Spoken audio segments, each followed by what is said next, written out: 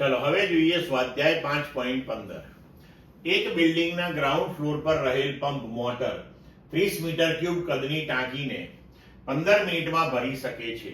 જો ટાંકી ગ્રાઉન્ડથી 40 મીટર ઊંચાઈએ હોય અને પંપની કાર્યક્ષમતા 30% હોય તો પંપ દ્વારા કેટલા વિદ્યુત પાવરનો ઉપયોગ થશે?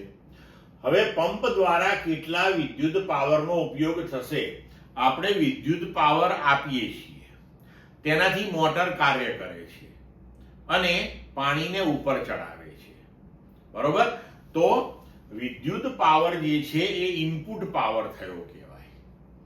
આઉટપુટ પાવર એટલે કે યાંત્રિક કાર્ય જે થયું, બરોબર, એ યાંત્રિક કાર્ય ભાગ્યા કેટલા સમયમાં થયું તો એ આપણને આઉટપુટ પાવર મળે, બરોબર?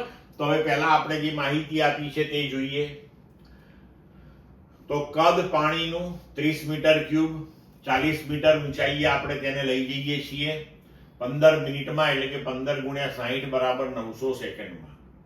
તો જે પાણી આપણે ઉપર લઈ ગયા તેનું દળ કેટલું થશે? તો દળ m બરાબર v ઇન્ટુ રો. v 30 છે, રો 10⁻³ કિલોગ્રામ. રો એટલે ઘનતા. હવે આઉટપુટ પાવર p બરાબર w અપોન t.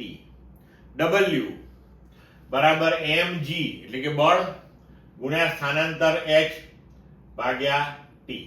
હવે m જે છે તો m એટલે કે v into row into gh upon t. હવે અહીંયા આપણે બધા મૂલ્યો ગોઠવી દઈએ. તો v એ 30, ઘનતા 10⁻³, g નું મૂલ્ય 10 લઈ લઈએ, h 40 અપોન t 15 ગુણ્યા 60 બરાબર 40 ગુણ્યા 10⁻³ ભાગ્યા 3 વોટ થયું. હવે આપણને પંપની કાર્યક્ષમતા 30% આપેલી છે, બરોબર? તો કાર્યક્ષમતા બરાબર આઉટપુટ પાવર ભાગ્યા ઇનપુટ પાવર, એને કાર્યક્ષમતા કહેવાય. આપણે ઇનપુટ પાવર શોધવાનો છે, તો ઇનપુટ પાવર બરાબર આઉટપુટ પાવર ભાગ્યા કાર્યક્ષમતા.